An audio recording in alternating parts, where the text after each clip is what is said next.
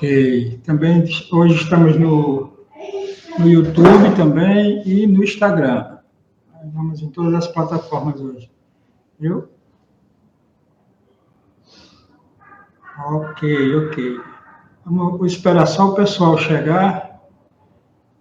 Nós já estaremos também iniciando a segunda aula de hoje, né? A segunda aula que a semana passada nós não pude estar presente. A intenção realmente é fazer presencial, mas por questões de mobilidade, temos aqui esse recurso que nós podemos usar também. E vamos estar usando para a honra e a glória do Senhor. Está aí todos os links, já coloquei aí nos grupos, faremos agora. Hoje nós vamos dar continuidade, né? Vamos falar um pouco sobre a questão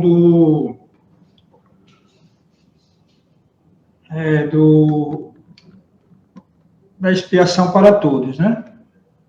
A expiação, ou seja, expiação ilimitada, que também é muito confundida com alguns aspectos. Eu não sei se no Instagram está dando para ouvir bem o áudio aí, que eu não consegui conectar. Se alguém aí no Instagram estiver ouvindo bem, me comunique aí se tiver algum problema de áudio para a gente poder estar trabalhando. Então, hoje, a nossa live, a segunda, né, da nossa aula de identidade nazarena, nós vamos falar unicamente sobre a questão da expiação ilimitada, e também é um ponto que é muito confundido. Muitos teólogos confundem com outras doutrinas. Estou chegando aqui mais pessoas aqui, deixa eu permitir para todos logo. Certo. Pronto. Graça e paz, queridos. É o irmão Thales, que chegou também. No Instagram também tem a Samara que entrou, que está nos acompanhando aí. Ok? Nós vamos estar tratando esse assunto hoje. Graças a Deus, hoje deu para a gente fazer um bom trabalho, um pouco quente aqui, mas dá para a gente trabalhar um pouquinho. Em relação às transmissões, né? Estamos fazendo transmissão de YouTube, onde será gravado, e vai estar o vídeo disponível para quem quiser futuramente assistir, que não estiver podendo assistir no momento. E também no Meet, né? Também estou gravando aqui, vai estar gravando no Meet, como também no Instagram, vai estar liberado também. Eu liberei a live aí para a gente poder estar alcançando. Como a primeira aula teve alguns problemas, teve alguns pastores que não conseguiram entrar na plataforma do Meet, e outras pessoas que não conseguiram, nós ampliamos a plataforma para mais pessoas estarem disponíveis a trabalhar esse aspecto da doutrina da identidade nazarena, né, da forma que nós cremos, e vai ser uma excelente viagem. A primeira aula eu falei de alguns livros, e eu quero estar apresentando para vocês os livros que eu falei, que foi esse aqui, Armínio, um estudo da Reforma Holandesa, com Carl Banks. É um livro muito bom, que fala justamente sobre a biografia de Armínio.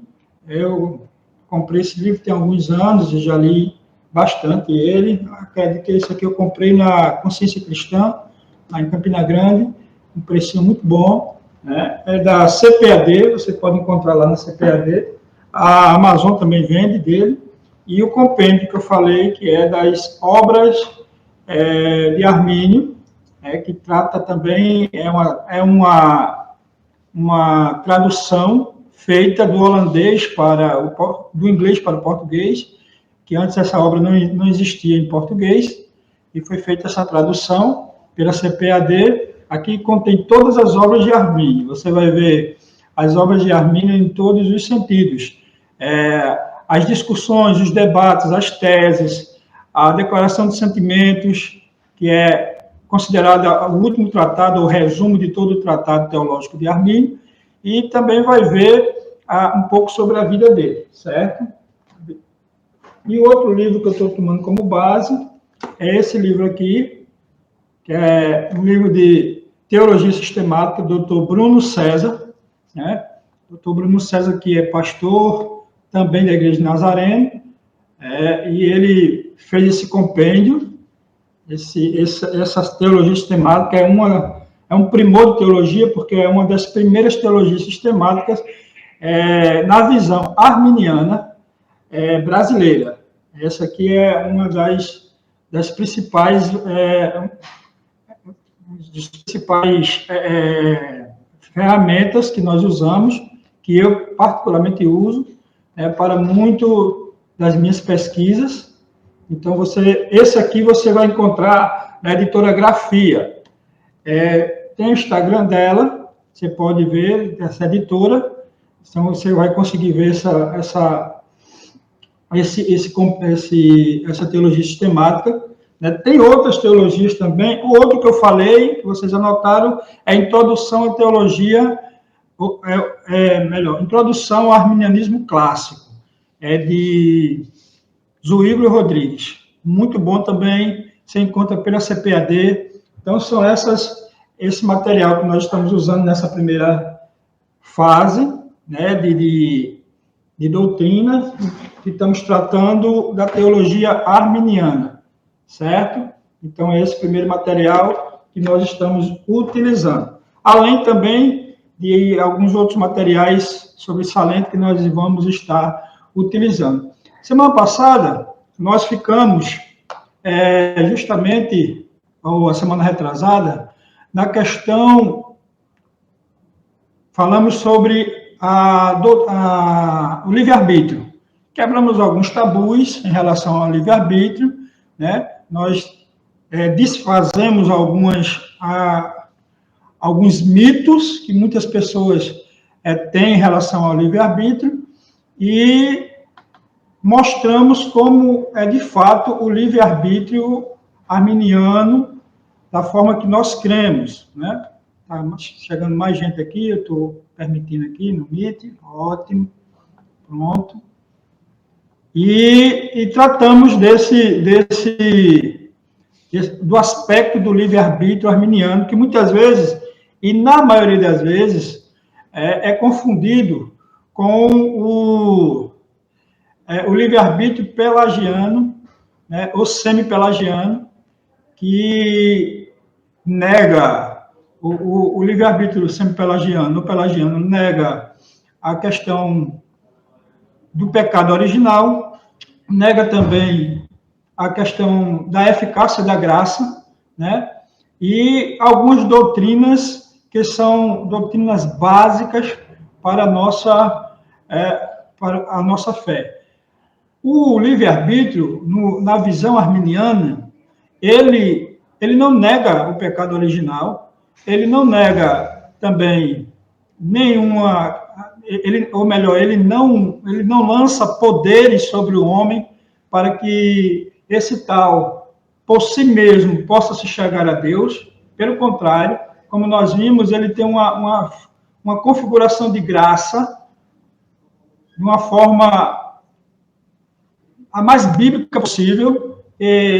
Foi Deus que nos criou, foi Deus quem nos encheu de graça, foi Deus que nos capacitou, foi Deus que nos transmitiu as verdades que precisamos para estarmos junto a Ele. Foi Deus quem primeiro veio até nós, direcionou até nós com seu amor, com sua misericórdia, com sua soberania, através de Jesus Cristo, né? Foi Deus em sua infinita bondade que fez tudo. Nós apenas aceitamos essa graça ou rejeitamos. Essa é a visão do livre-arbítrio arminiano em todo o seu contexto. Hoje, nós vamos tratar sobre a expiação ilimitada. E o que é expiação ilimitada? A expiação ilimitada é a doutrina da graça que prega que Jesus Cristo morreu por todos os homens. Desde já, queridos, eu não quero aqui trazer refutação à doutrina de ninguém. Se você crê de uma forma diferente, amém, né? Graças a Deus, o que nos une é maior do que aquilo que nos separa. Nós não cremos, nós estamos aqui trazendo a forma como a Igreja do Nazareno crê. Porque muitas vezes essa forma que a Igreja do Nazareno crê, ela é confundida, muitas vezes com outras formas de crença, de igreja. E, como eu falei, até brinquei com os meninos lá na aula, né? Quando eu estava falando que, você é da Igreja Nazarena, como ela é? Aí a pessoa responde, não, ela é meia batista, meia assembleana, não, ela é a Igreja do Nazareno, ela tem a sua tradição de santidade, tradição wesleyana, tradição também arminiana, por isso que nós, quando perguntado, nós respondemos. Nós somos armínio-wesleyano. Em relação à salvação, a doutrina da soteriologia, que é a doutrina da salvação, nós somos arminianos. Em relação à doutrina de santidade, nós somos o wesleyano. Então, vem desde o século XVII, da renovação wesleyana, metodista, lá na Inglaterra. Então, essa tradição é que nós cremos desta maneira. Hoje, nós vamos falar sobre a expiação ilimitada, que também é uma doutrina arminiana, né? E que, principalmente as igrejas calvinistas, elas creem diferente. Pastor, elas creem diferente, então elas vão para o inferno? Não, irmão, aqui não é para definir quem vai para o céu e quem vai para o inferno.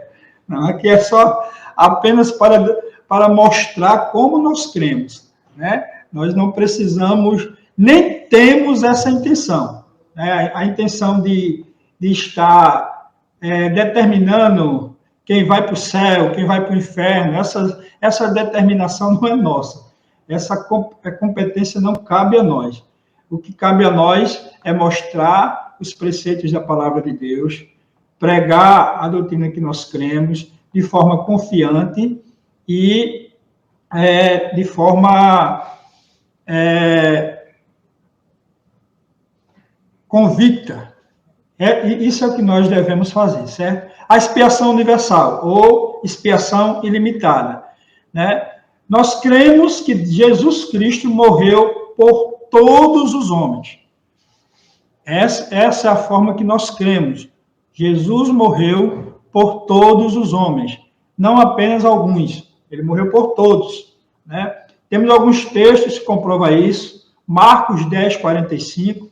Pois o Filho do Homem não veio para ser servido, mas para servir e para dar a vida em resgate de muitos. Aí alguém diz, resgate de muitos. Então, muitos não pode ser todos. Todos também é muito, né? Todos os homens é muita gente, né? Você é de convir comigo que é muita gente. Em Isaías 53, 8 diz, foi levado por juiz opressor, e a sua descendência, quem a considerou? Pois ele foi tirado da terra dos viventes, ferido por causa da transgressão do seu povo. Temos outros textos que tratam acerca da expiação universal. Ali esses primeiros textos que nós lemos, são textos que tratam justamente dessa expiação e do ministério de Cristo em específico. Jesus ele tinha um ministério global, que era salvar toda a humanidade, mas ele também tinha um ministério específico, que era para o seu povo, para Israel. E ele mesmo vai configurar isso na frente, dizendo que ele veio para os que eram de Israel. Mas depois ele mesmo disse que os que vieram de Israel não os receberam. E por esse motivo, todos quantos receberam, foi dado o poder de serem feitos filhos de Deus. Né? Então, temos mais alguns textos aqui. Isaías 53, 11. Ele verá o fruto do trabalho de sua alma e ficará satisfeito com seu conhecimento. O meu servo justificará muitos e levará sobre si a maldade deles. Porque em Isaías nós vemos muita expressão muitos. Porque Isaías, apesar de tratar de um Messias global, mas ele estava trazendo uma mensagem específica para o povo de Israel, que iria passar ainda por um exílio babilônico, ia passar por toda uma privação de liberdade. Então, depois desses acontecimentos, Isaías diz, olha, virá a salvação. Não fique aperreado, pois virá a salvação.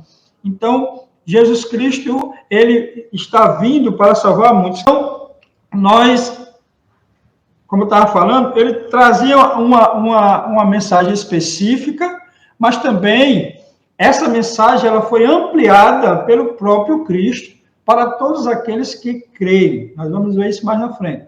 Mateus 11, 21 diz, ele dará à luz a um filho, ela dará à luz a um filho, a quem dará o nome de Jesus, porque ele salvará seu povo dos seus pecados. Aqui estamos vendo justamente essa missão específica de Cristo, que o povo de Israel esperou esse Messias durante milênios, muito tempo.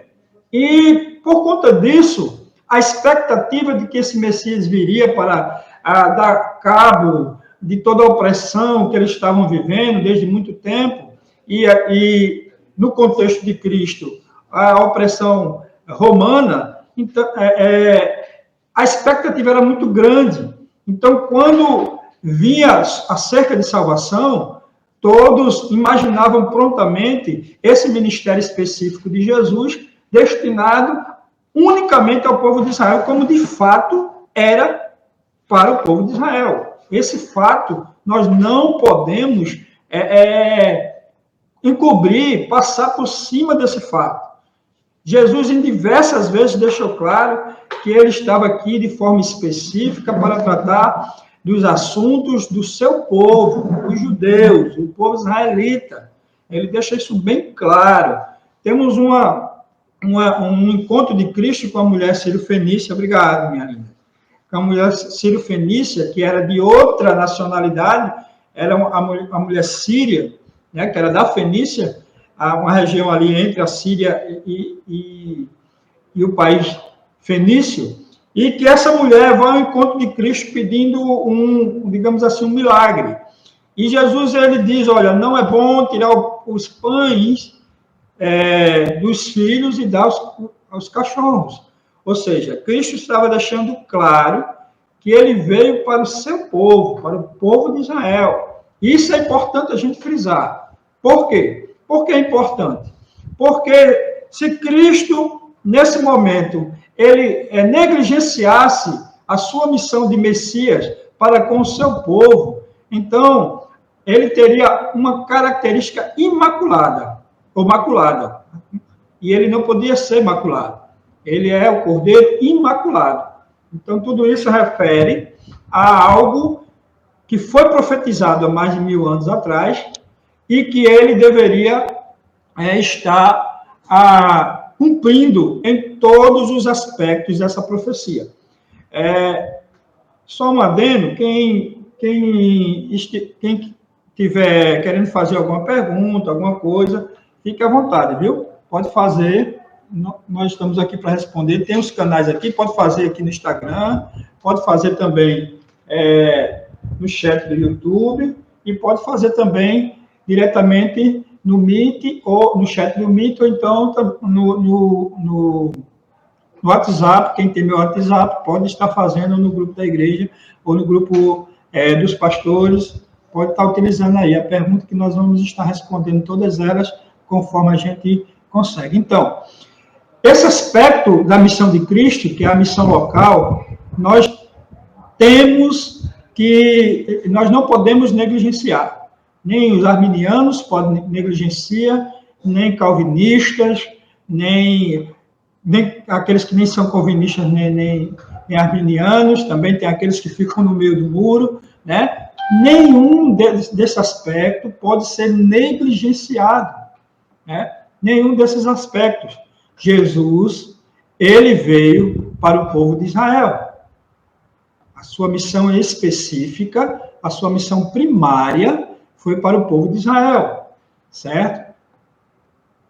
Fixado esse ponto, então a gente pode partir para o segundo ponto, que é justamente a questão de como essa missão se tornou uma missão universal. Nós vemos aqui Mateus 26, 28, que diz, por isto é o meu sangue, o sangue da nova aliança, que é dado por muitos, ainda está naquele contexto. Assim também Cristo oferecendo-se única vez, Hebreus 9, 28, por causa do pecado, para a salvação dos que esperam por ele.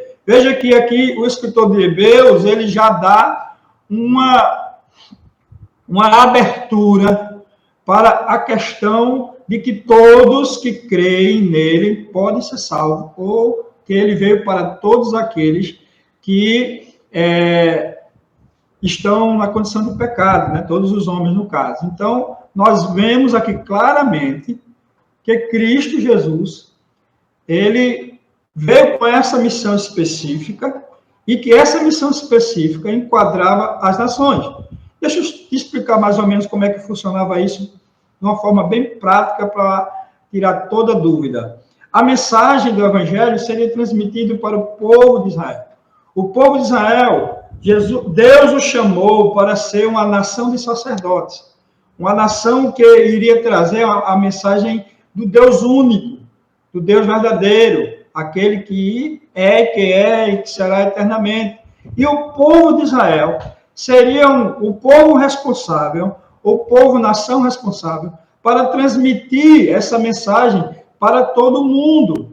Era um modelo padrão, eles eram teocráticos, eles seriam um modelo padrão de governança divina sobre os homens, e esse modelo padrão iria se espalhar para todo mundo através desta mensagem.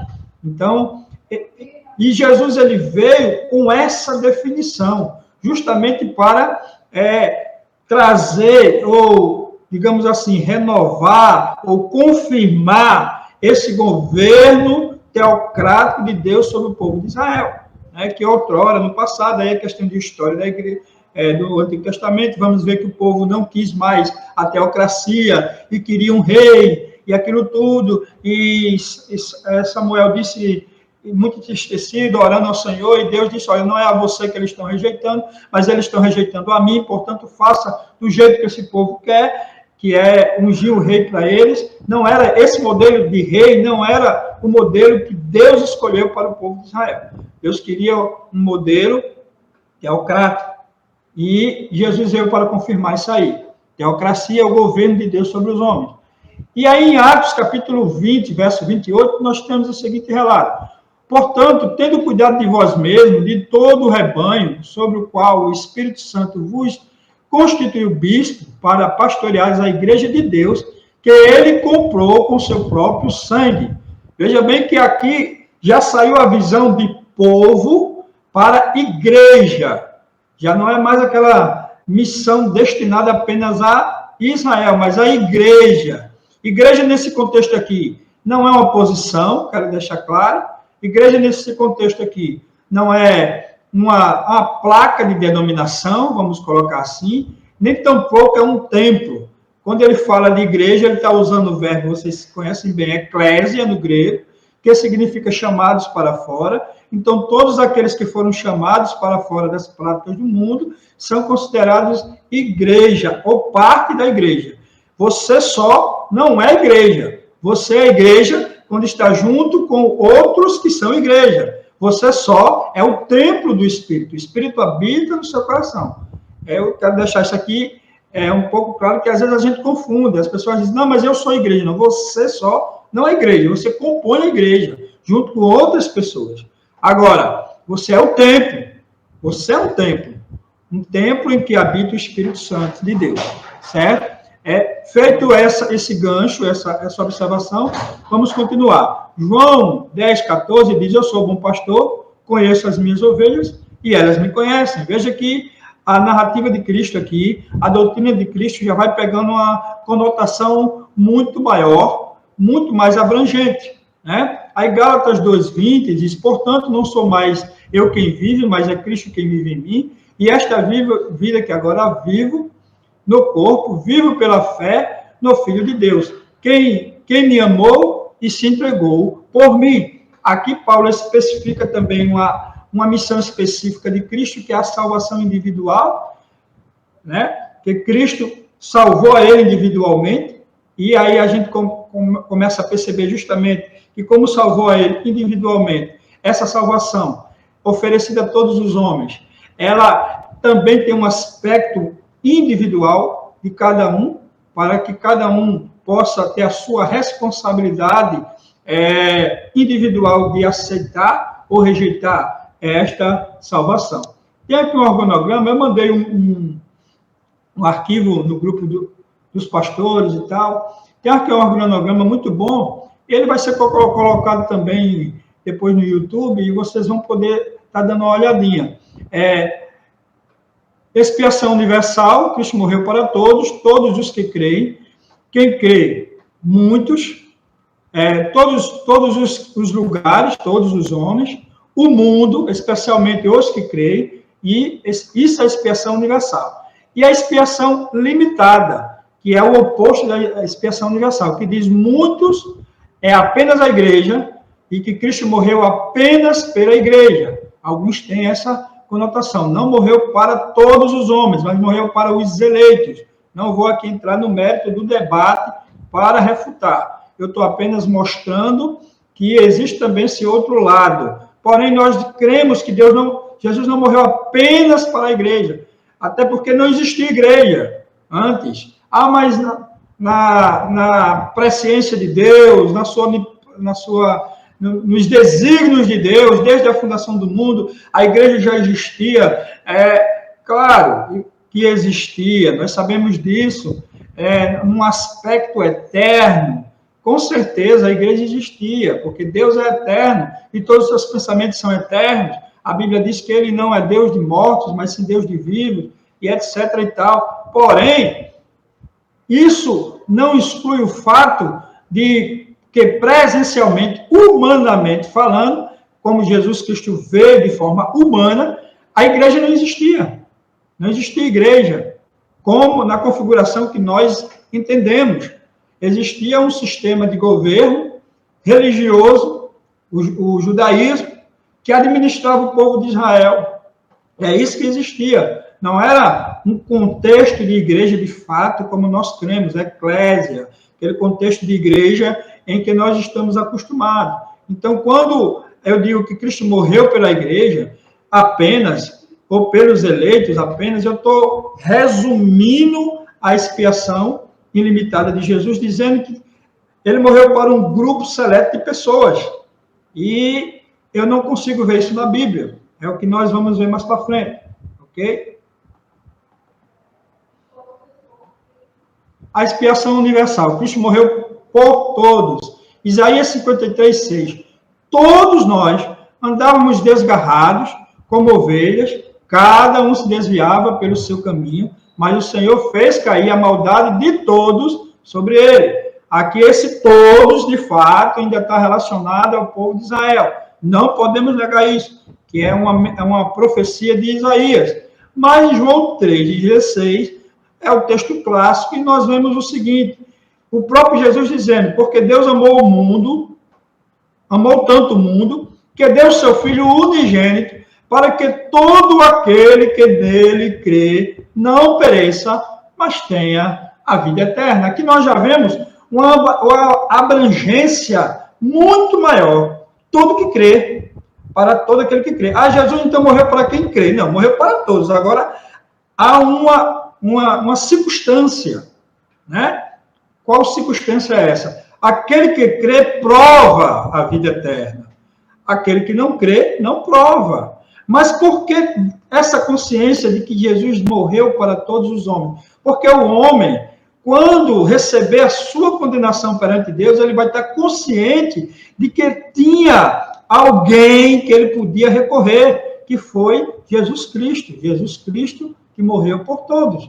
Então, esse ponto é muito importante, tanto para a salvação, como para a condenação. Quem for condenado por Deus, e aí, pastor, Deus condena no dia final, sim, condenará muitos que não creem em Cristo Jesus, né? Ou melhor, segundo a Bíblia, já está condenado aquele que não crê. No ato da condenação, a pessoa vai estar consciente de que está sendo condenado porque rejeitou uma graça expiatória para todos os homens. Porque se Jesus tivesse morrido apenas para aqueles que creem, ou para a igreja, como alguns dizem, aqueles que estão sendo condenados, eles poderiam ter o subterfúgio de dizer que a expiação não foi para eles, porque eles não creram. Então, como é que ele poderia ser condenado por uma coisa que não foi para ele, propositalmente? Em João 2,2 diz: ele é a propiciação pelos nossos pecados, e não somente pelos nossos, mas também pelos pecados de todo o mundo. Aqui, irmãos, para mim, tem vários textos nesse aspecto que fecha tudo. Você pode ir para o grego vai realmente mostrar que o mundo aí é cosmos e tal, mas o contexto está claro em relação à intenção de todos os homens estarem participando ou terem a possibilidade de serem salvos. Ah, pastor, tem essa possibilidade? Tem essa possibilidade. Todos serão salvos? Óbvio que não. Óbvio que todos não serão salvos. Porque a Bíblia deixa claro que só aquele que crê, apenas o que crê. Se você não crê, não tem como ser salvo. Né? Não tem como alcançar essa salvação. Certo? E aí, 1 Timóteo 4,10 diz algo bem interessante. Pois é para isso que trabalhamos e lutamos, porque temos colocado nossa esperança no Deus vivo, o Salvador de todos os homens, especialmente dos que creem. Aqui, Paulo traça algo tremendo, né? Ele traz aqui pelo menos duas premissas que são primordiais. Ele fala que para isso nós lutamos, mesmo sabendo que não iremos conseguir essa salvação pelos nossos próprios méritos. Mas lutamos, porque temos colocado a nossa esperança. Mas por que nós lutamos? Aqui vem a resposta. Se a salvação não depende de mim, né? Depende da graça de Deus, então por que eu luto? Aqui Paulo está respondendo. Eu luto porque temos colocado esperança no Deus vivo. A minha luta é para manter a minha esperança nesse Deus. A minha luta é para continuar confiando na esperança que esse Deus me traz, certo? Esse Deus vivo. E ele diz, quem é esse Deus vivo? Ele é Salvador. A terceira premissa, ele diz aqui, ele é Salvador. De quê? De todos os homens. Ou seja, ele é Salvador de todos os homens. Mas aí depois ele coloca uma interrogação, uma questão muito interessante. Ele diz, olha, ele é Salvador de todos os homens, vírgula, especialmente, e essa tradução do especialmente, ele traz no grego algo bem interessante, ele traz uma negativa dizendo assim, devem crer, uma expressão mais clara de dever, é algo que eu preciso fazer para obter a salvação. Quero que vocês entendam isso aí. Especialmente dos que creem. Eu preciso crer. É uma necessidade humana, que é necessário que eu creia para que essa salvação possa estar se confirmando aqui no meu coração. Ok? Continuando, nós vamos ver aqui alguns textos mais, que diz assim, 2 Coríntios 5,19 diz, pois Deus estava em Cristo, reconciliando consigo mesmo o mundo, não levando em conta as transgressões dos homens, e nos encarregou da mensagem da reconciliação. Olha que coisa tremenda. Paulo diz aqui em 2 Coríntios 5,19, ele traz o reforço daquela outra premissa que aquelas outras premissas que a gente estava falando. Deus estava em Cristo Jesus, reconciliando consigo mesmo o mundo. Estava em Cristo, reconciliando o mundo. E ele diz, como é que ele fez essa reconciliação do mundo? Ele não levou em conta as transgressões dos homens. Essa transgressão aqui, ela está ligada diretamente a algo que é personalidade, ou seja, ele não levou em conta a personalidade. Deus não leva em conta se o homem é justo ou injusto. A salvação, ela veio sem que ninguém merecesse. Porque se fosse para aqueles que são justos, então os justos seriam salvos, então assim seria por mérito a salvação. E nós não cremos na salvação em Cristo por mérito. Eu gosto de reforçar isso aí cada vez mais. Nós não cremos por mérito. Nós cremos na salvação pela graça de Deus. unicamente pela graça. Agora, quem nos reconciliou? Cristo Jesus nos reconciliou. Reconciliou quem? O mundo, não levando em conta o quê? As nossas transgressões. Muitos menos, se ele não levou em conta as nossas transgressões, muito menos ele vai levar em conta qualquer atitude de justiça que possivelmente nós possamos ter, certo? E nos encarregou da mensagem do Evangelho e da reconciliação. Temos aqui com alguém que está pedindo oração, depois nós vamos ver direitinho, vamos orar, querido, viu? Pode ter certeza. William, ok, William, nós vamos orar. Vamos lá, continuando. Então, em Cristo Jesus, todo mundo é reconciliado, ok? Ele veio para reconciliar todos. Tito, capítulo 2, verso 11, diz: porque a graça de Deus se manifestou, trazendo a salvação a todos os homens. Irmãos, é infinito, é muito grande, infinito não, estou exagerando, mas é muito grande é muito grande o número de textos que traz essa expressão todos os homens, o mundo inteiro na Bíblia. Então, nós não podemos também negar, e ninguém pode negar, que essas expressões são muito fortes, né? Romanos 5,6 diz: ora, quando ainda éramos fracos, Cristo morreu pelos ímpios no tempo adequado. Morreu pelos ímpios. Todos nós éramos ímpios, certo? Depois eu vou falar do perigo em relação à expiação universal, que muitos confundem a expiação universal e ilimitada com o universalismo, que é totalmente diferente. Nós vamos estar falando um pouco sobre o universalismo, apesar de que eu não consegui muito material sobre o universalismo, apenas de quando surgiu, mas eu consegui muito pouco material. Porém, eu quero deixar essa diferença bem clara, essa ponte bem clara aqui, para poder nós tratarmos posteriormente disso aí, certo? Então, encerrando os textos que temos, eu encerro com Tito, capítulo 2, verso 1, que diz: porque a graça de Deus se manifestou trazendo a salvação a todos os homens, certo? O que é o universalismo? O universalismo é uma doutrina que surgiu do século XIII para cá. Ela pegou mais força no século XVI, justamente também o próprio, digamos assim, Pelágio, ele esboçou um pouco também dessa doutrina, que no final todos seriam salvos, né? O universalismo, em específico, ele diz o seguinte, que todos os homens serão salvos no final. Olha que tem alguém chamando aqui, deixa eu ver onde é, eu acho que é no Meet. Não, não é. Ok, vamos continuar. Ou é no chat aqui. Também não. Ok, se alguém tiver alguma pergunta sobre a expiação universal, pode fazer, viu, meu querido? Pode fazer. Nós estamos aqui justamente para responder as perguntas na medida do possível que nós vamos estudando juntos. Então, queridos, vejam bem, qual é a diferença do universalismo para a expiação universal?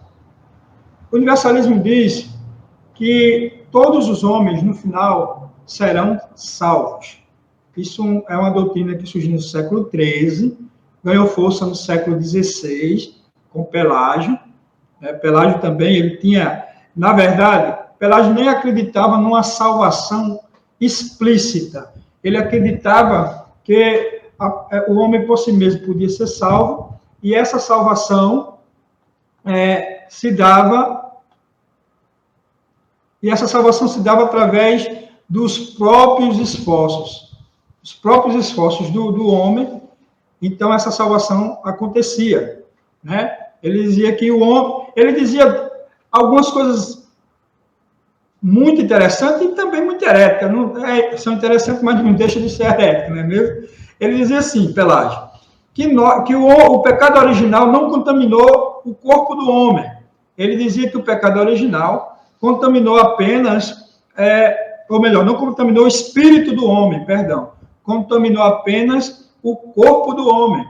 E por isso o espírito não precisava de salvação. Então, toda vez que você fosse mais espiritual do que carnal, você atingiria uma salvação, ou um nível de iluminação, de salvação específica, que, por seus próprios esforços, e não precisava, assim, de uma salvação propriamente dita, porque você não tinha uma condenação propriamente dita. Era isso que Pelágio falava, certo? Armínio, ele não fala acerca que todos os homens serão salvos. Se você for ver todos os relatos de Armínio, você vai ver que ele deixa bem claro que há sim uma condenação, ele deixa claro que o homem está totalmente perdido, né? E nós vamos ver isso na depravação total, que essa diferença entre a perdição total arminiana e a perdição total calvinista, há uma diferença bem interessante, nós vamos ver, certo? Então, ele falava o seguinte, que o homem estava perdido, totalmente depravado, totalmente distante de Deus, como os versos que nós lemos na aula passada deixa claro isso aí, né? Porém, a graça de Deus, através da graça de Deus, o homem aceita essa salvação, e essa salvação que Cristo doou a todos os homens, ela foi para todos os homens, né? Essa salvação, essa expiação foi para todos os homens. Cristo morreu por todos os homens, e não apenas por alguns. Então, essa é a diferença. Uma diz, o universalismo diz, todos os homens serão salvos. A expiação ilimitada diz, Cristo morreu por todos os homens, porém, só os que creem que serão salvos. Somente aqueles que creem, certo? Tem vários textos de Armínio que deixa isso bem claro. A declaração de sentimentos, ele deixa bem claro. Né? No próprio conceito de livre-arbítrio dele, que nós lemos a terça-feira retrasada, fala justamente dessa questão, de que ele deixa claro que é pela graça, unicamente pela graça, que os homens estão perdidos, e essa perdição, ela veio de uma forma avassaladora. Irmãos, tirem da cabeça isso. Queridos membros nazarenos, arminianos, wesleyanos, tirem a expressão de suas mentes e de sua boca. Dê o primeiro passo. O homem não consegue dar esse primeiro passo para Deus. Jamais. Não faça isso. Não cremos nisso. A Bíblia não fala isso. Isso é heresia. O homem, toda a bondade do homem consiste apenas em ser algo meramente temporário, humanamente meritório aqui. Não vai passar, é passageiro, não transcende. Nada que o homem fizer de boas ações vai transcender a eternidade por si mesmo. É necessário uma intervenção divina. É necessário algo divino no coração do homem. E eu já estou falando desse assunto, porque nós já vamos traçar justamente outro assunto. A expiação universal, ela é muito restrita, e eu quero aqui fazer até um adendo da aula passada, que eu disse que Armínio foi perseguido porque muitos, na época dele, no século XVI, diziam que ele era contra dois documentos, que era a Confissão Belga e o outro que esqueci do nome, eu vou trazer agora o nome dele, que é a Catequese de Heidelberg.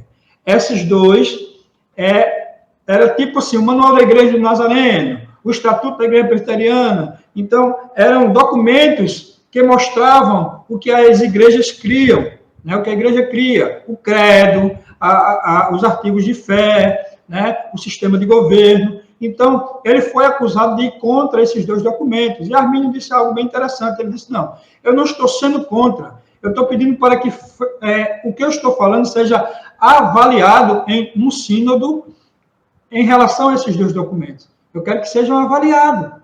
E aí,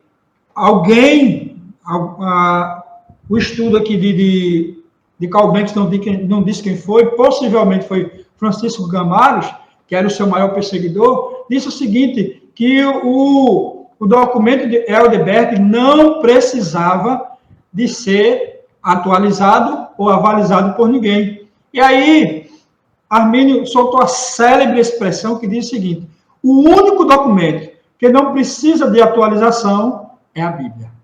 E nesse ponto eu acredito e creio plenamente, Armínio, que unicamente a Bíblia não precisa mais de atualização, porque tudo já está sendo atualizado, certo? Ela se atualiza por ela mesma. A outra parte, olha, no Meet nós temos ainda 15 minutos, certo? Aí eu vou ter que fazer um novo link, tá certo? Assim que acabar, eu faço um novo link no Meet, espero vocês entrar e a gente continua, porque nós vamos entrar num assunto muito interessante e é um dos assuntos mais debatidos da questão arminiana e muito mais interpretado tanto pelos arminianos e muito mais pelos calvinistas, como a gente crê. A eleição condicional. O que é eleição condicional? A salvação é para todos os homens, mas só serão salvos aqueles que creem. Vamos começar olhando para algumas escolhas divinas nas Escrituras, certo? A eleição condicional. A doutrina da eleição condicional, ou escolha divina, é apresentada nas Escrituras de modo que é inegável. A eleição condicional está na Bíblia, está lá, não tem como negar. Mesmo que aqueles que não conseguem compreendê-la bem. A palavra eleição significa uma escolha. Sendo assim, estamos falando sobre o que Deus escolheu, como escolheu e para o que ele escolheu. A gente precisa olhar esses três aspectos, né? Como Deus escolheu, para que Deus escolheu e o que ele escolheu. Então, existem diversos tipos de escolhas na Bíblia, né? Quando falamos de escolha, falamos de ungidos e etc. Então, nós precisamos entender em que categoria, ou cada uma dessas categorias de escolha, na Bíblia, Deus fez para os homens. E a partir daí é que podemos compreender essa eleição condicional. A eleição condicional, fazendo um resumo aqui, para vocês estarem dentro, é aquilo que nós chamamos de predestinação, né? Ah, pastor, os arminianos creem na predestinação? Anote aí, cremos sim, nós cremos na predestinação, certo? Então, já deixe bem claro que nós cremos na predestinação. Tem alguém aqui pedindo o link do Meet, eu vou mandar rapidinho. Desculpa aí que hoje eu estou operando sozinho, os meus operadores não puderam estar comigo e eu estou fazendo tudo só. Mas, pela graça de Deus, vai dar certo aqui. Deixa eu botar aqui. Só um instantinho, vou mandar aqui um link para o rapaz, só para não me perder. O que ele está querendo? É o meu querido... Vou botar no grupo, viu, Moaz? No grupo de teologia, que aí fica melhor. Pronto. Foi. Ok, vamos continuar. Pronto, então, o que é que acontece? Nós, arminianos, nós cremos, sim, na predestinação. Agora, nós cremos numa predestinação condicional. E você vai ver em que, de fato, essa predestinação, ela se encaixa. Aonde ela se encaixa, como é que ela se encaixa direitinho no nosso contexto bíblico, certo? No nosso contexto arminiano. Então, desde já, e é um dos pontos que, quando eu estou fazendo entrevista pastoral, eu pergunto, porque muitas vezes nós, e até mesmo quando eu estou dando aula, eu pergunto, quem é que crê na predestinação? E há muitas pessoas que têm dúvida em relação a isso. Ah, pastor, mas nós somos arminianos. Sim, somos arminianos e nós cremos na predestinação. Não, a predestinação é uma doutrina bíblica inegável, não pode ser negada. É o que está dizendo aqui, o que o doutor Bruno está dizendo aqui. Ele está dizendo que essa doutrina da escolha divina está na Bíblia. É inegável. Ninguém pode negar essa doutrina, porque está explícita na Bíblia. Deus escolheu. Agora, o que nós precisamos analisar? Quem Deus escolheu, como ele escolheu e para que ele escolheu? Essas são as 3 perguntas que nós precisamos fazer para podermos compreender a questão arminiana da predestinação. Geralmente, pensamos que a escolha se aplica apenas à salvação humana, mas Deus escolhe pessoas, povos, para realizar sonhos de seus insondáveis e inúmeros propósitos na Terra. Vejamos algumas escolhas na Bíblia. Vamos ver aqui, algumas escolhas que Deus fez. Deus escolheu a oferta de Abel e rejeitou a oferta de Caim. Gênesis, capítulo 4, 3, 5. Deus fez uma escolha. Escolheu as de uns e rejeitou a de outros. Deus escolheu também Noé e sua família para entrar na arca. Foi uma escolha, e foi uma escolha divina. E Deus escolheu Noé de uma forma soberana. Não podemos negar isso aí. Noé era justo, a Bíblia diz que era justo, mas a justiça de Noé não o trazia mérito para que ele fosse salvo. Foi uma escolha soberana de Deus. Isso aí a gente não está claro, é bíblico, ponto. Continuando. Deus escolheu Abraão para fazer dele uma grande nação, povo que viria o Messias depois. Certo? O Messias viria depois e veio justamente através do povo que Deus escolheu um homem para ser o patriarca desse povo. Outras escolhas de Deus. Deus escolheu a descendência de Jacó, Judá, para a vinda do Messias. Gênesis 4, 8, 10. Deus escolheu Moisés para libertar os hebreus. Deus escolheu a casa de Davi para a vinda do Messias. Mais uma aqui. Deus escolheu a casa de Davi para a vinda do Messias. Deus escolheu Jeremias para ser profeta. E Deus disse que escolheu Deus do ventre da mãe. Escolheu Maria para ser a mãe do Salvador. Escolheu também crédulos para abençoar seu povo. Pessoas que eram, inclusive, idólatras. Deus escolheu. Nós vemos aqui um dos exemplos de escolha de Deus de um idólatra, Ciro. Ciro vivia num povo em que seu panteão era completamente politeísta, politeísmo. Então, mas Deus escolheu ele para libertar o povo de Israel. Escolheu Nabucodonosor tanto para trazer julgamento para o povo de Israel, como também para selecionar alguns e conservá-los no seu templo, ou melhor, no seu palácio, a fim de que esses continuassem a nação de Israel, continuassem os israelitas e todo o seu sistema de governo e crença. Deus escolheu um incrédulo, Nabucodonosor. Então, mais alguns exemplos. Deus escolheu Paulo para ser apóstolo.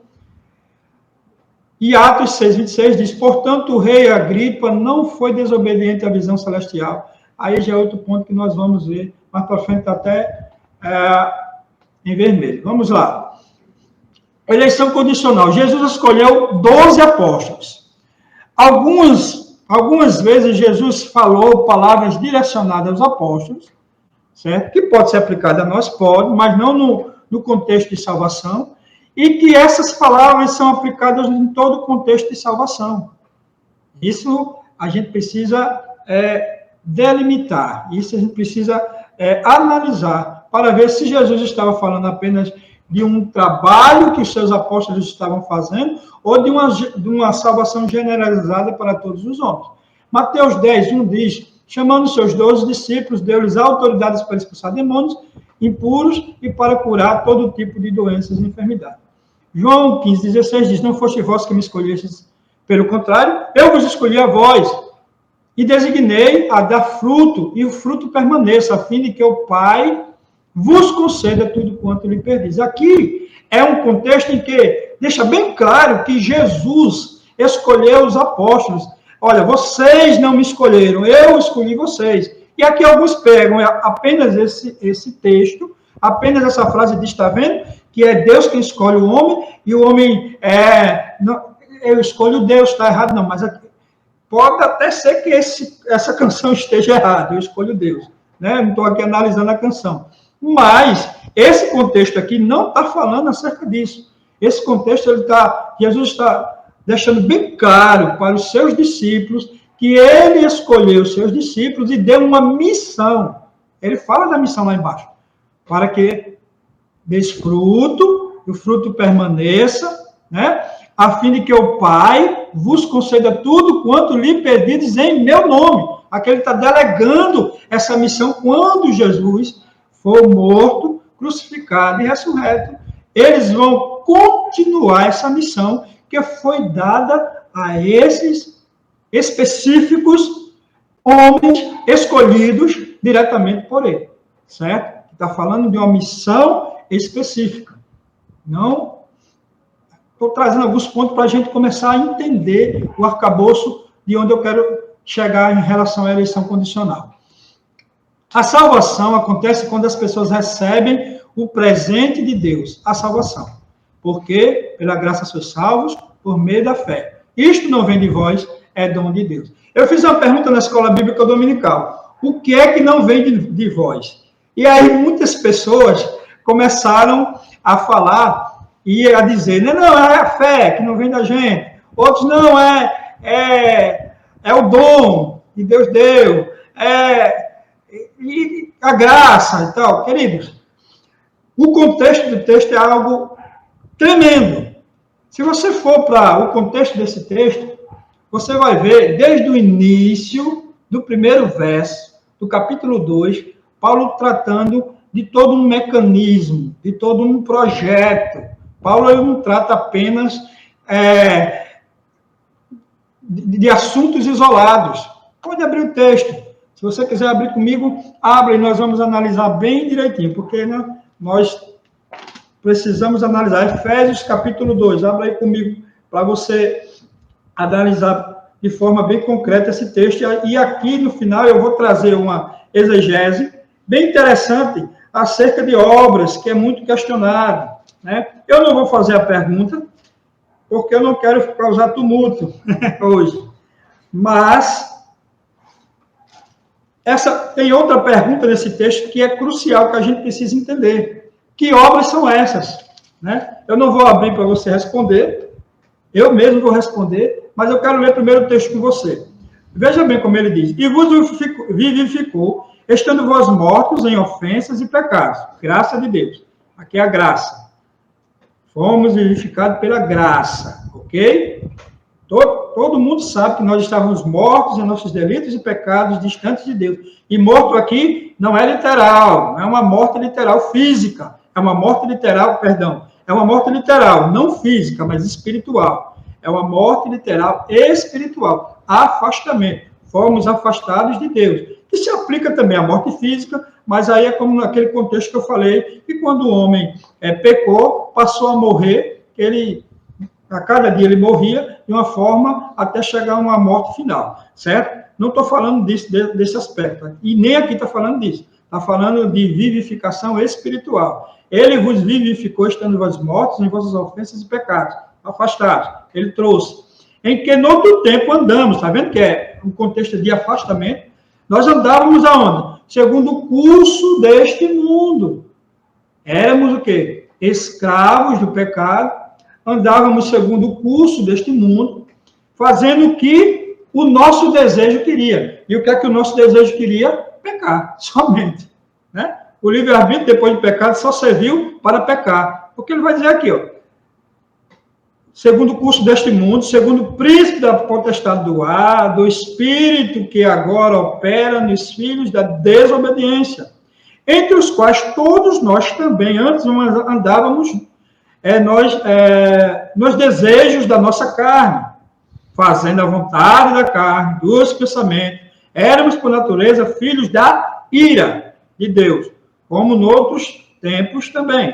Mas Deus, que é riquíssimo em misericórdia, misericórdia é justamente uma característica de graça, só tem graça quem tem misericórdia, só exerce misericórdia quem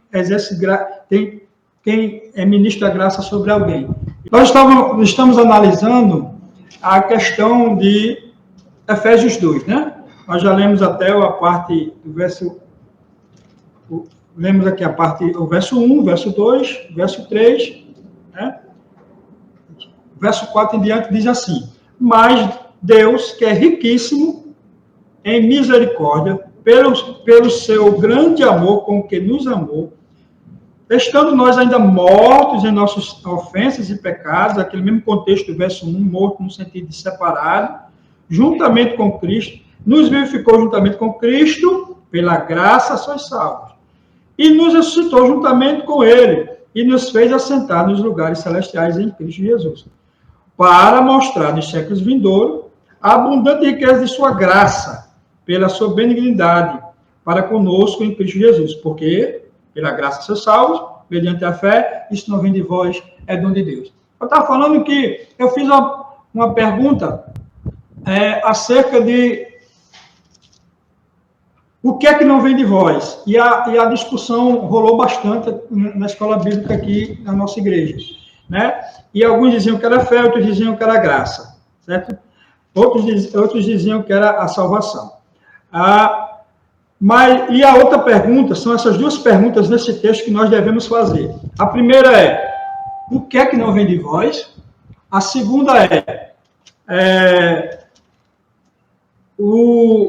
que obras são essas? Não vem de obras para que ninguém se glorie. Por que essas perguntas são importantes de nós fazermos nesse texto?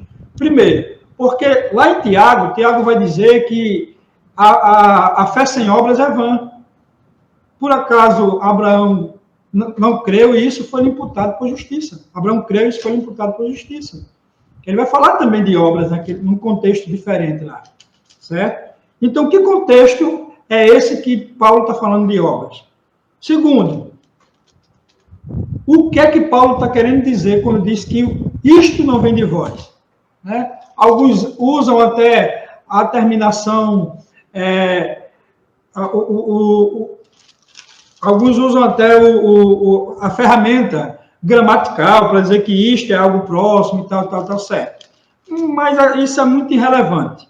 O que a gente precisa entender primeiro é que obras são essas, porque Paulo está falando de um contexto em que nós somos salvos, independente do que a gente pode fazer para essa salvação. Esse é o contexto.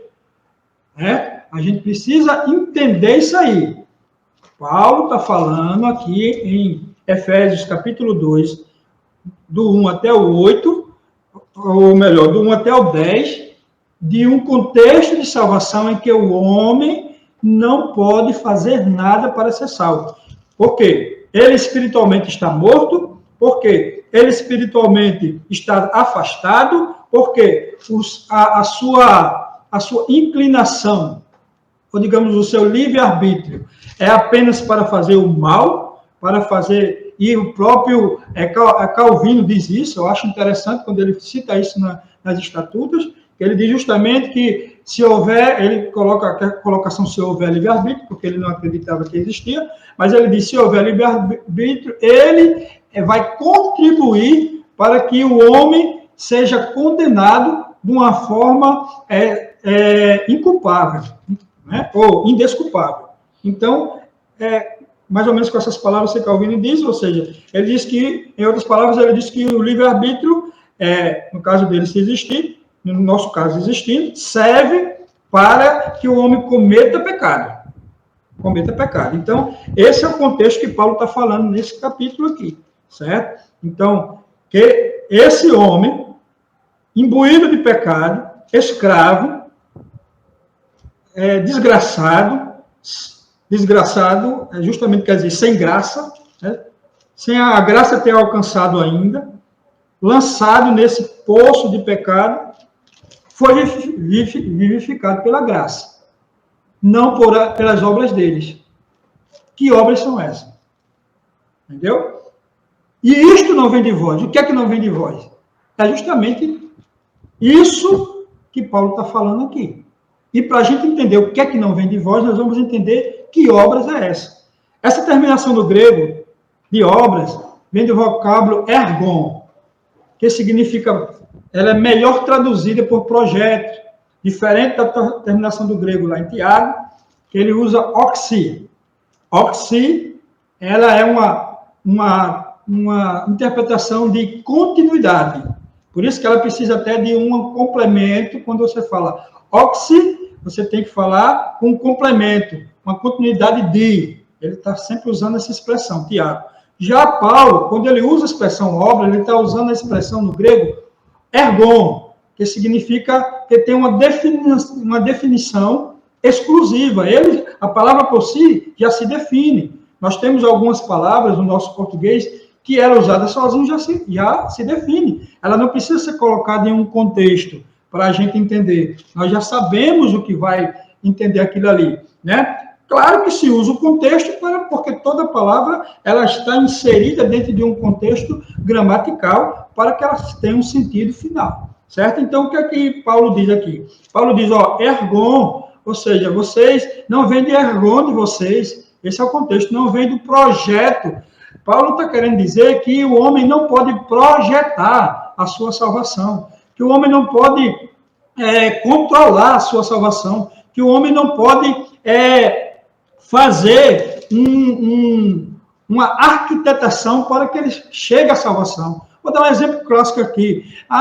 O homem faça isso, faça aquilo, reze, ore tantas vezes, jejum 7 dias por semana e você vai ser salvo. Não vai, querido. Não vai. Porque você não pode fazer um projeto de salvação. O jejum que você vai fazer é bom para a sua consagração.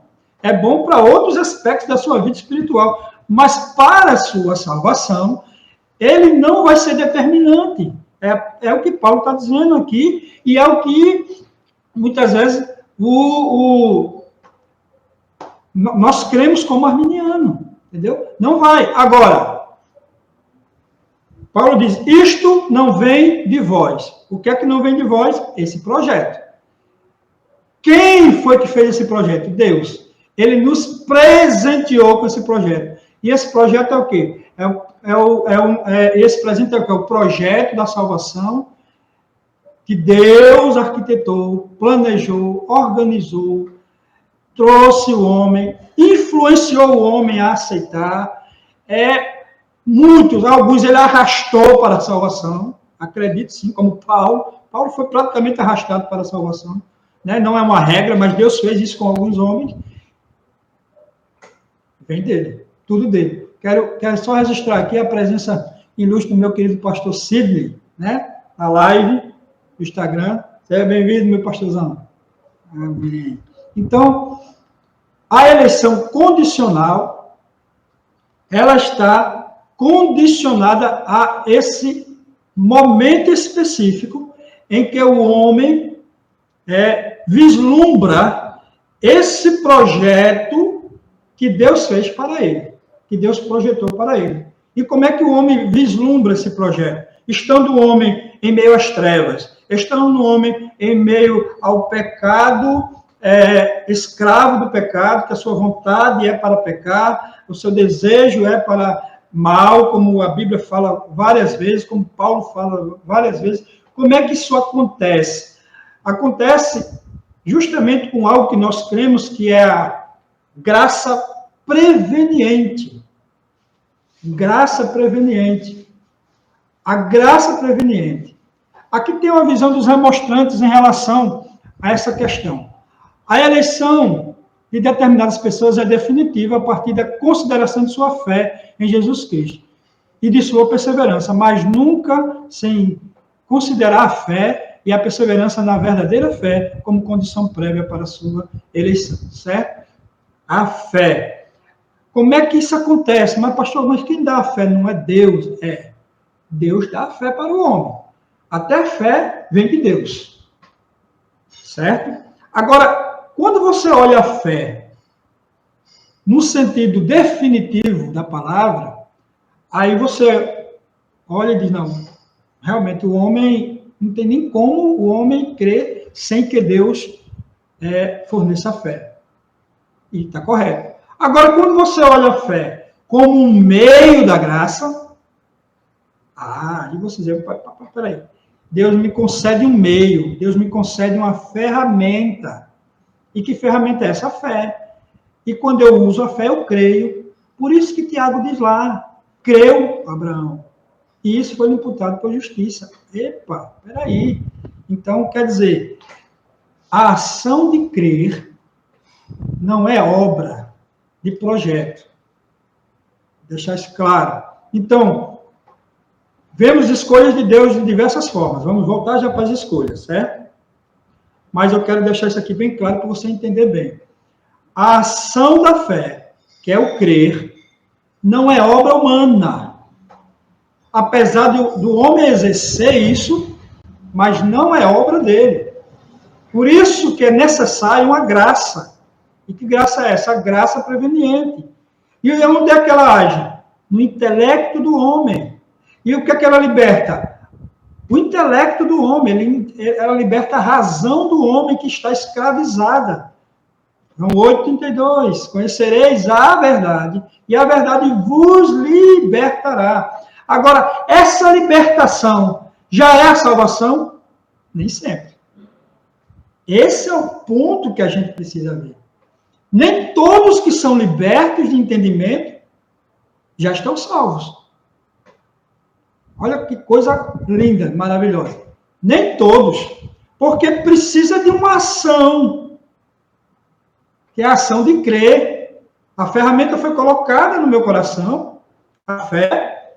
A minha mente, meu intelecto foi aberto pela graça, e eu passo a crer. Deus, ele não vai crer por mim. Aí é onde está o ponto interessante. Deus já fez tudo. Agora é necessário que eu creia. Entendeu? Eu quero deixar isso bem claro, para você compreender. Agora, veja bem. Deu para entender bem? Pessoal do Meet, tem alguma pergunta? Pessoal do Instagram, alguma pergunta? Pessoal também aí do YouTube, quem está no YouTube. Ok. Se tiver alguma pergunta, podem fazer. Está clara essa questão da relação entre o projeto de salvação que Deus fez e a graça de Deus? Isso aí está bem claro. Tem alguma pergunta em relação a isso? Se tiver, podem fazer, certo? Então, veja bem. Pode até abrir o microfone e fazer. Eu fiz toda essa introdução para que você entenda onde é que entra as escolhas de Deus. Lembra que eu falei desde o início que a eleição ela precisa ser respondida de 3 aspectos: o que Deus escolheu, quem Deus escolheu e para que Ele escolheu. São essas 3 perguntas que a gente precisa responder de forma bem clara, certo? Então, eu fiz essa introdução e essa relação entre projeto, obras, para que quando eu começar a falar de escolha, você possa entender, de fato, a que escolha eu estou me referindo, para que você não faça essa confusão. Ok? Então, vamos lá. Eleição condicional. A eleição condicional em Cristo. A nossa eleição, ou a predestinação, ela é condicionada a crer em Cristo Jesus. Se você crê em Cristo, você é eleito. Se você não crê em Cristo, logicamente, você não é eleito. Certo? Ou não foi eleito por Deus. Certo? A eleição individual e a eleição corporativa. Nós temos aqui 2 tipos de eleição. A eleição individual e a eleição corporativa. Eu estou mostrando a forma de Armínio crer. Certo? Como é que Armínio crê, como é a nossa doutrina. Se você vier conversar comigo individual, a gente tem um outro tipo de conversa. Porém, eu creio também em grande aspecto dessa forma. Eu vou logo deixando claro aqui, para depois a pessoa dizer, o pastor não está crendo muito bem assim, não. Não, eu creio sim. Certo? Vamos lá. Certo? Eleição condicional em Cristo, eleição individual e eleição corporativa. Certo? Vamos aqui definir isso bem direitinho. Na Bíblia existem esses 2 tipos de eleição. Efésios 1, 3, 4 diz: Bendito seja Deus Pai de nosso Senhor Jesus Cristo, que Ele nos abençoe em todas as sortes de bênçãos espirituais nas regiões celestes, em Cristo, como também nos elegeu nele, antes da fundação do mundo, para sermos santos e irrepreensíveis diante dele. Lendo esse verso, eu vou explicar para você eleição individual e eleição corporativa. A eleição individual é a eleição de indivíduos, que Deus escolhe indivíduos para determinadas funções, ocasiões, para trabalhar em alguns sistemas. Mas alguém está pedindo aqui o link do método. Espera aí que eu vou mandar. Vou fazer uma pausa rapidinho e mando já. Hoje eu estou sem operador, aí vai ter que ser assim mesmo, de vez em quando.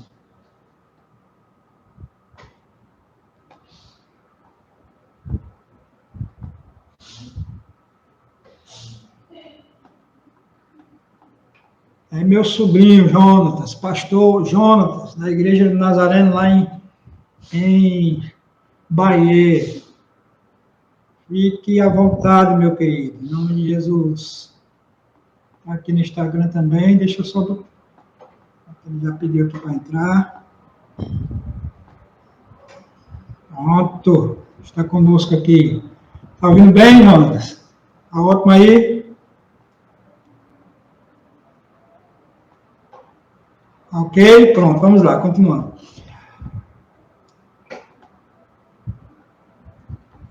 Continuando. Então, a eleição condicional, a eleição ela é dividida nesses três aspectos: eleição condicional em Cristo, eleição individual e eleição corporativa.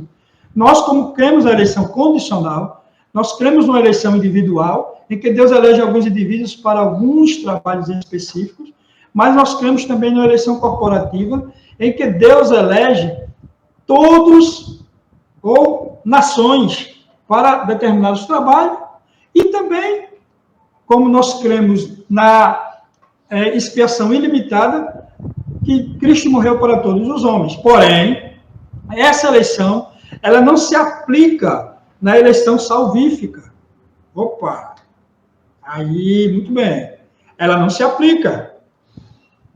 Entendeu? A eleição corporativa era uma eleição em que Deus elegeu povos, nações, como elegeu o povo de Israel, para um trabalho específico, para uma função específica, aquela que eu citei no início da live. Que função era aquela? De ser sacerdote para todo mundo, de ser sacerdote para levar a palavra para todo mundo. Eles rejeitaram, e Jesus disse: agora todos quantos crerem serão feitos filhos de Deus. Então, expandiu essa mensagem, sem ter a necessidade de passar pelo povo israelita. Então, Deus elegeu a nação de Israel para esse propósito. E Deus elegeu alguns indivíduos para propósitos específicos, como nós citamos: Jeremias, Moisés, Isaías, pastor Faraó. Ele também elegeu para provar que é Deus sobre ele. O caso de Faraó é outro detalhe, é outro ponto, e que nós, com certeza, vamos tratar. Mas não se aplica em eleição. Quando falamos de eleição, não estamos falando de eleição apenas para serviços de Deus e para a salvação. Não estamos falando de todo tipo de atitude, ok? O Faraó requer até uma análise mais específica, apenas em cima do contexto em que Deus endureceu o coração de Faraó. É outra coisa. E a eleição... A eleição corporativa é essa, em que Deus elegeu toda uma nação. A eleição de indivíduos, Deus elegeu alguns indivíduos para ações específicas, né? Qual é o que é que nós cremos em relação a isso? Nós não cremos que Deus elegeu indivíduos para a salvação. A eleição individual não se aplica para a salvação. Ela se aplica para trabalhos, serviços. Mas Deus não salvou Paulo e não foi individual. Como eu falei, Deus, ele atrai muitos para a salvação, ele seduz muitos para a salvação através da graça, ele conscientiza, ele convence através do seu Espírito Santo, mas também ele arrasta. E Paulo, ele arrastou. Por quê? Aí você vai ter que perguntar a ele, por que ele fez isso, né? Eu tenho alguns pré-requisitos, porque Deus fez isso com Paulo, mas são apenas conjecturas, né? Eu não tenho nada específico, porque Deus foi lá, derrubou Paulo. Alguns dizem que foi de cavalo, outros dizem que foi de jumento, outros dizem que foi nenhum nem de outro, isso é irrelevante para a situação, mas diz que Deus derrubou, Paulo ficou cego e tudo, e ali, meu irmão, não tem como a gente dizer que não foi arrastado. Deus não deu opção para Paulo. Ah, não, mas teve uma opção, sim. Teve? Qual foi a opção? O próprio Deus diz, duro é para ti recalcitrar contra os arguilhões. Meu irmão, vai ser difícil, tu não vai poder combater, não. Isso não, eu tô te puxando. E aí tem alguns pontos que eu na minha humilde observação, eu observo que o que levou Deus a fazer isso. Por que não usou um apóstolo para pregar para Paulo e Paulo se converter? Porque Paulo ia degolar o apóstolo mesmo. Simplesmente isso. Paulo era carrasco de apóstolo. Paulo maltratava os apóstolos. Né? Deus jamais ia fazer isso. Né? Com certeza. Então, e outra, tem um chamado apostólico por trás. Isso é que a gente também não pode negar. Deus, o próprio Jesus que chamou Paulo diretamente, porque ele tinha intenções de que Paulo fosse apóstolo dos gentios. E um dos pré-requisitos para o apostolado é ser chamado diretamente por Jesus. Por Jesus. Veja bem que mesmo depois que Judas morreu, os discípulos elegeram Matias para ser o 12º apóstolo, mas Matias, a única vez que a gente escuta falar de Matias, nunca mais a gente ouve falar de Matias, porque não foi uma escolha direcionada de Deus. E o 12º apóstolo, depois de Judas, é Paulo, que Deus, o próprio Jesus, chamou o apóstolo Paulo diretamente. Então, existem algumas razões pelas quais Deus chamou Paulo, arrastou Paulo para a salvação. Mas você não vê isso se repetindo em muitos indivíduos. Ou seja, não é uma regra. Isso foi uma exceção. Deus pode fazer novamente? Pode. Deus faz. Mas não é a regra. E nós estamos falando aqui de uma regra. Qual é a regra? A eleição condicionada à fé em Cristo Jesus, como nós lemos aqui em Efésios 1, 3, 4, que o contexto é de salvação. Se você for ver o contexto, é justamente também Paulo falando acerca da salvação. Se você for ver, desde do verso 2, o verso 1, ele começa com aquela saudação inicial, né? Depois a bênção dos apóstolos, no verso 2. No verso 3, ele começa a dissertar: Bendito Deus e Pai do nosso Senhor Jesus Cristo, o qual nos abençoou com todas as sortes de bênçãos nos lugares espirituais. Que bênçãos são essas? Bênçãos celestiais são essas. A bênção da salvação em Cristo Jesus, como também nos elegeu. Olha aí. Nele, antes da fundação do mundo. Nele quem? Está em maiúsculo aqui. Ou não, está em minúsculo. Nele quem? Em Cristo. Está falando de Cristo. Nos elegeu em Cristo Jesus. Então, essa eleição é condicionada àquele que crê em Cristo Jesus. Certo? Em Romanos 8, 28 e 30, diz: Sabemos que Deus fez com que todas as coisas concorram para o bem daqueles que amam a Deus. Dos que são chamados segundo o propósito, pois os que conheceu por antecipação também os predestinou para serem conforme a imagem do seu Filho, a fim de que ele seja o primogênito entre muitos, irmãos. E os predestinou. E eles também chamou. A eles também justificou. E os que justificou, a eles também glorificou. Você sempre vai ver um pré-requisito de antecipação anterior. Conheceu, entendeu? Presciência. Direcionada a Cristo Jesus. Você sempre vai ver essa predestinação para a salvação linkado à questão de Cristo, a fé em Cristo Jesus. Nunca vai ser independente. Nunca, nunca, nunca. Por isso que eu não posso crer numa eleição incondicional à fé, porque ela é intrinsecamente ligado a toda a ação da fé, da construção, do mecanismo da salvação, da mecânica da salvação, do ato de salvação, do projeto de salvação, que Cristo é o centro. E todo esse projeto, desde a fundação do mundo, já estava arquitetado em Cristo. Então, quando você começa a tirar os temores em relação à predestinação, queridos, você vai começar a ver que ela é bíblica. Nós arminianos, nós cremos na predestinação. Certo? Agora, essa é a forma que nós cremos. Vamos lá. Tem muito mais coisas.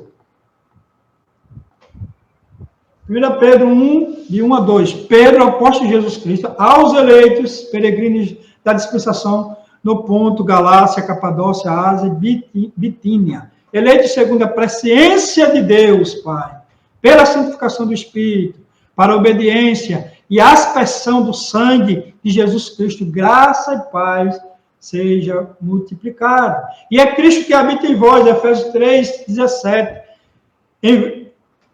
E Cristo habita em vós pela fé em vosso coração, a fim de que, arraigados e fundamentados em amor.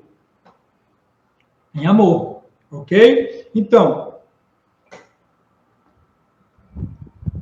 temos outros textos. Eu posso aqui citar vários outros textos, mas nós estamos aqui apenas para citar textos. Estamos aqui apenas para entender esse mecanismo. Então, como é que funciona, pastor? Como é que o senhor diria que funciona? O homem depravado, escravo do pecado, o livre-arbítrio aleijado, deturpado, não tem mais como usar, o livre-agência, como nossos amigos, irmãos calvinistas falam, né, o livre-agência, totalmente aleijada, deturpada, apenas para o pecado. O poder da pregação do Evangelho liberta a nossa mente através da graça preveniente, e a partir daí nós paramos, analisamos e aceitamos, ou rejeitamos.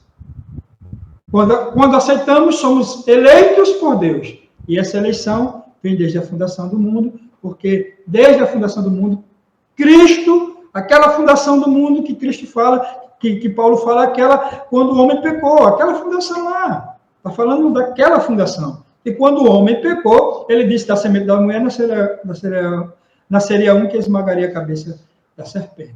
Então, desde daquele primórdio, Deus nos elegeu em Cristo Jesus, todo aquele que crê. Esse é o mecanismo. Alguém pergunta, mas quando eu aceito a Cristo, eu não estou interferindo na minha salvação? Eu vou já antecipar essa pergunta, porque eu acredito que ela virá. Certo? Deixa eu te explicar. Digamos que eu seja um mendigo. O que eu conheço é só miséria. Miséria, mendigagem e tudo. Alguém passa, olha a minha miséria, eu e um grupo de mais 10, vamos botar assim. Tudo na miséria ali. Olha a nossa miséria, e essa pessoa, ele é engenheiro. Ele vai e constrói um condomínio bonitinho, 10 apartamentos, 11, no caso comigo, faz tudo direitinho, e manda alguém até nós, dizendo, olha, vocês não precisam ficar nessa miséria. Eu tenho aqui a solução para vocês. Né? O senhor fulano de tal, que é engenheiro, preparou todo um complexo de condomínio para vocês morarem. Vocês querem? Eu digo, opa, eu quero. Aí eu vou morar no condomínio. Qual o mérito que eu tenho da construção desse condomínio e de mudança de status de salvação, de miserabilidade para ter um teto para morar? Não tenho mérito nenhum. O mérito foi de quem construiu, o mérito totalmente dele, porque ele enviou o mensageiro, ele se compadeceu, ele teve misericórdia, ele teve graça. Eu não tinha como sair daquela situação, não tinha recurso. Por mais que eu fizesse, não tinha como sair, mas a graça dele veio. Agora, os outros não aceitaram. Digamos assim que uns 2 ou 3 aceitaram e o restante não aceitaram. Vamos colocar da seguinte forma, 4 aceitaram comigo e os outros 7 não aceitaram. Eles têm culpa de não ter aceitado? Tem. Por que eles têm culpa? Porque agora eles também vislumbraram a salvação, mas não quiseram. Quiseram continuar onde estão. Mas, pastor, como é que alguém, em sua sã consciência, não aceita um presente desse? Meu filho, muitas pessoas rejeitam coisas até melhores, que é Jesus Cristo. Então, esse é o arcabouço da salvação. O projeto foi feito. Qual é o presente? É eu sair do estado de pecado para o estado de graça, de salvação. O projeto já está pronto. Deus enviou o seu filho, seu emissário. que enviou mais emissários que já estão salvos, dizendo que essa salvação está pronta, é só aceitar. Aceite somente. Se você negar, então você não vai tê-la em seu coração. Mas o mérito da aceitação do presente não é de quem aceita, mas de quem dá. É isso que você precisa entender. O mérito é de quem dá. Eu, quando presentio alguém, eu não presentio porque ele merece o presente. Eu presentio porque eu amo, porque eu gosto, porque eu quero ver a pessoa feliz com aquele presente que eu estou dando. Se a salvação em todo o projeto é um presente, certo? Nós entendemos como isso, graça, presente de Deus. Então, aceitar o presente não há mérito nenhum. Agora, rejeitar é demérito. Por que demérito? Poxa, o cara preparou tudo para você. Já pensou? Alguém chega para vou usar aqui o pastor Paulo. Né? Pastor está nos acompanhando. Pastor Paulo, lá de Alcântara, lá de Salvador. Pastorzão, eu vou aqui lhe dar um carro aqui. Está aqui, ó, presente para o senhor do carro. O senhor rejeita. Já pensou como é que a pessoa vai ficar, pastor Paulo? É demérito, porque o senhor rejeitou. Mas se o senhor tiver aceitado, qual é o mérito que o senhor tem na compra, no pagamento, em passar para o seu nome do IPVA desse carro? Não tem mérito nenhum, não foi o senhor que fez, o senhor só aceitou. Entenderam?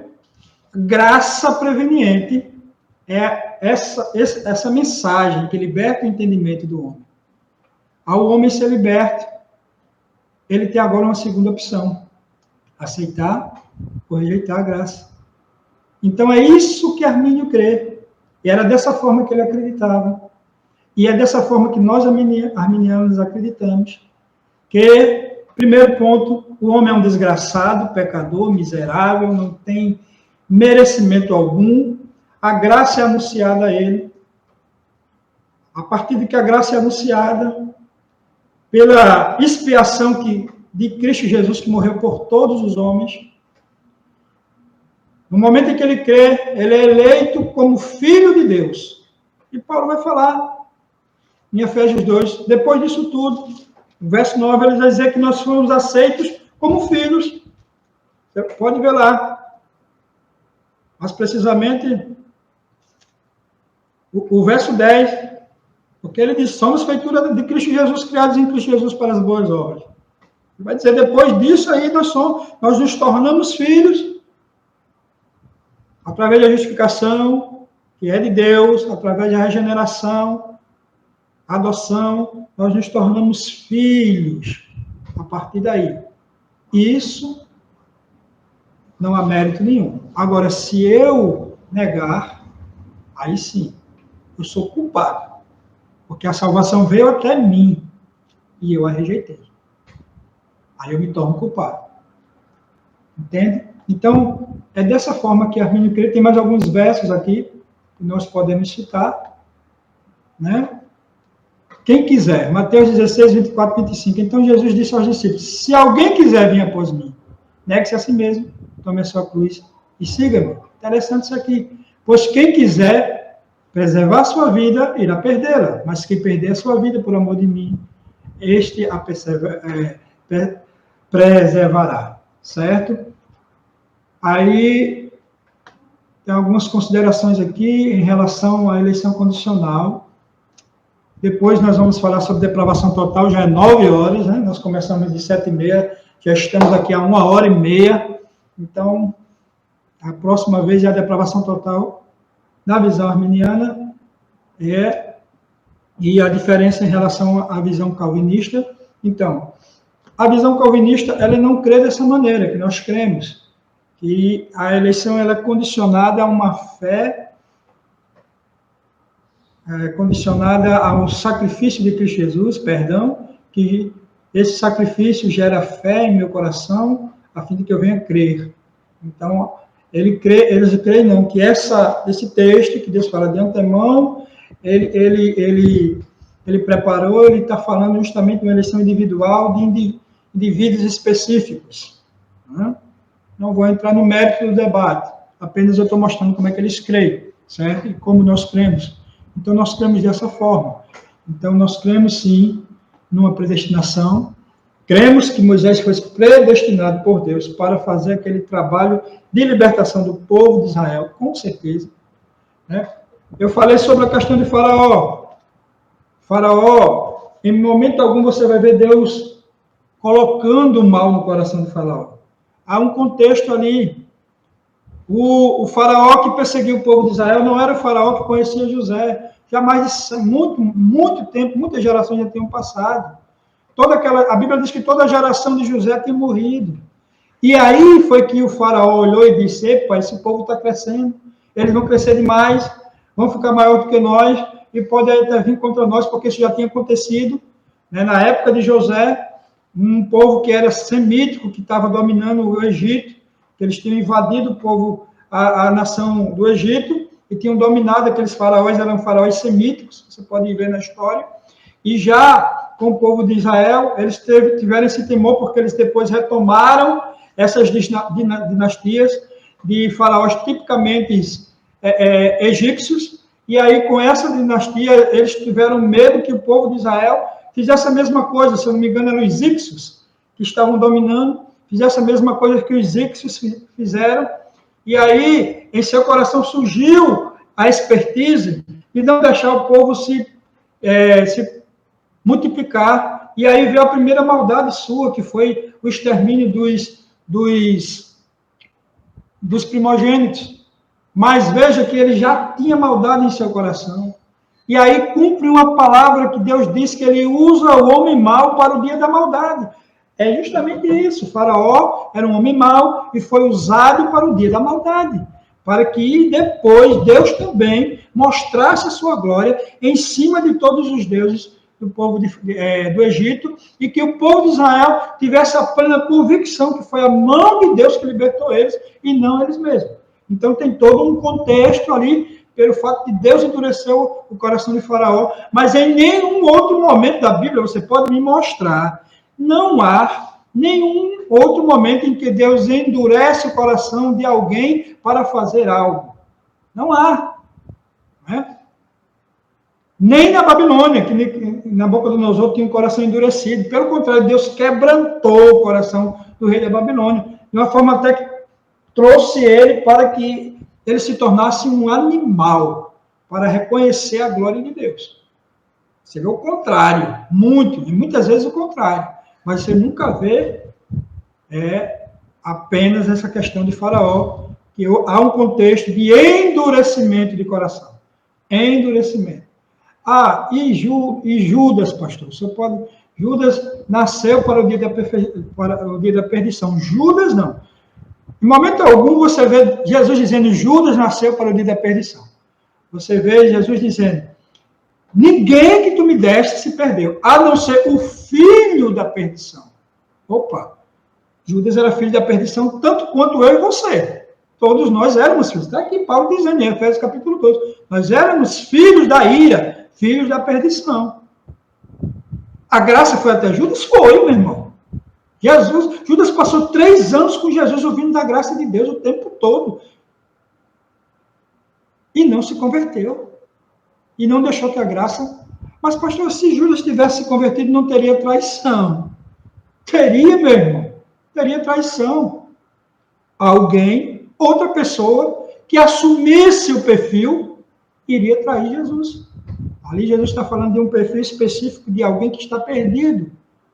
E que foi usado, mais uma vez, o homem da perdição, usado para o dia da perdição. Aí, o texto está bem claro em relação a isso. Certo? Tem outros contextos.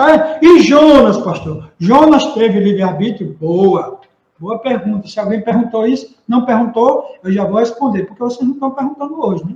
A outra terça teve mais perguntas. Essa foi menos. Mas vamos lá. Jonas... Parece que tem um aqui, deixa eu ver. Eu me precipitei.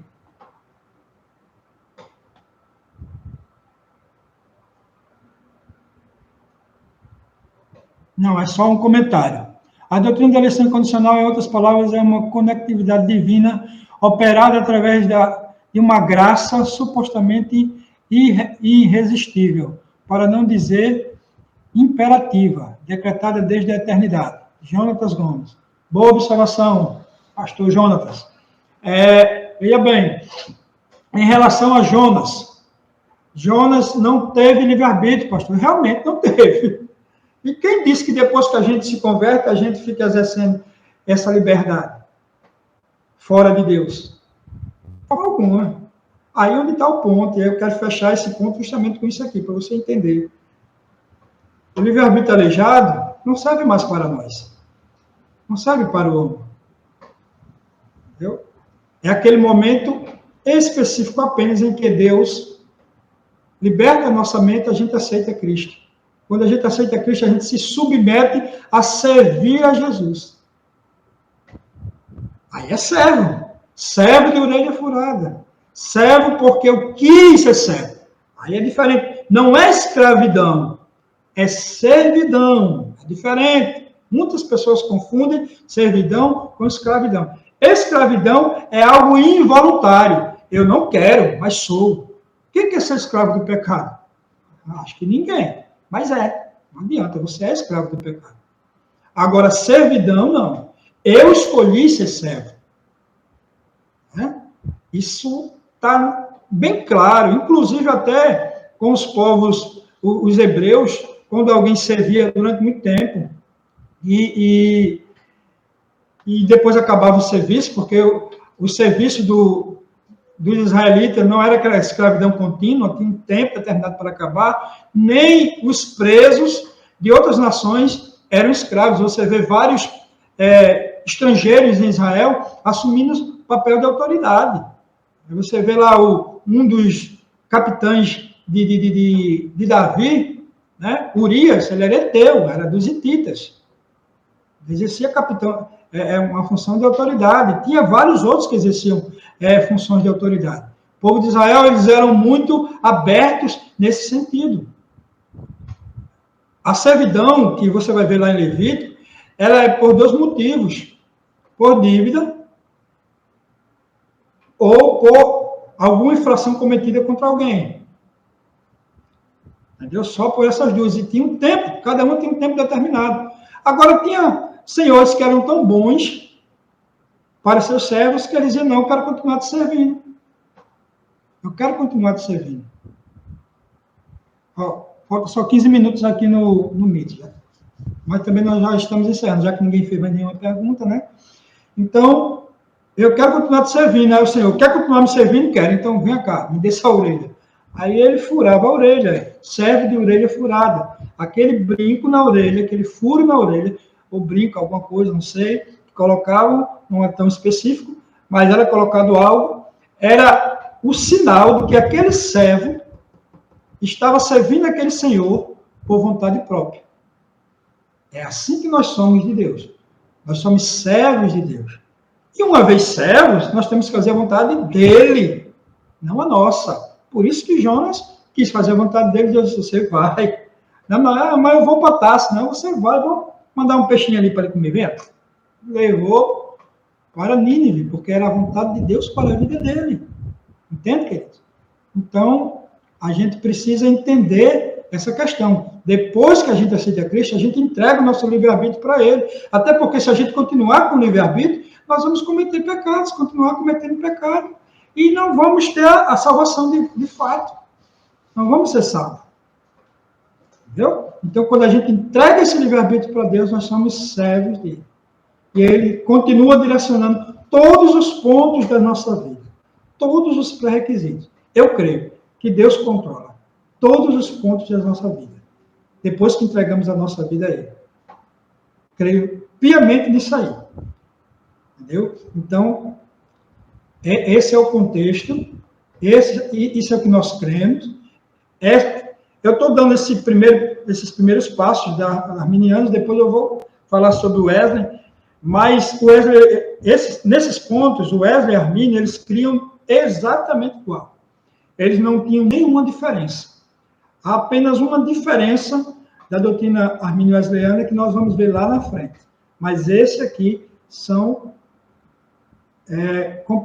completamente iguais, tá certo, queridos? Então, nós já estamos encerrando por hoje. Amanhã, creio, ou amanhã não, a próxima terça-feira, eu creio em Deus que esse meu problema de mobilidade já vai estar resolvido. E eu vou estar com o pessoal do Farol. Quero agradecer a pastora Jo, da Igreja do Farol, o pastor Paulo Alcântara esteve conosco, o pastor Luiz de Rio Sena, né? O pastor Jonatas Gomes, o Moraes, parceiro de debate, né? Também pastora Jussiara, lá de Salvador, né? No Instagram também, os irmãos da igreja, alguns pastores aí que esteve conosco, o pastor Sidney, o irmão José Jorge, lá do Rio, e ovelha minha, saudade também, querido, Deus abençoe. O Thales, deixa eu ver quem mais eu vejo aqui, para dar um alô. Tem vários aqui, tem muita gente. A paz, meu pastor, Deus abençoe. Viu? Uma bênção do céu. Esse está sendo gravado no YouTube, viu? Foi gravado todo completo. Quem não acompanhou, pode ir lá no YouTube, no canal do seminário. Vai estar lá salvo no canal do seminário, a transmissão, tudo direitinho. Eu vou também colocar os links para os textos que eu coloquei, como também vou colocar como é que se diz? O arquivo, né? Que eu usei, certo? A Gabriela Cláudia, né? Está deixando aqui uma mensagem, né? Deus abençoe, pastor. Muito boa a aula, explicação bastante clara. Amém, querido. Graças a Deus. Espero que continue esclarecendo. Essa é a nossa função. Né, meu pastor? Essa é a nossa função.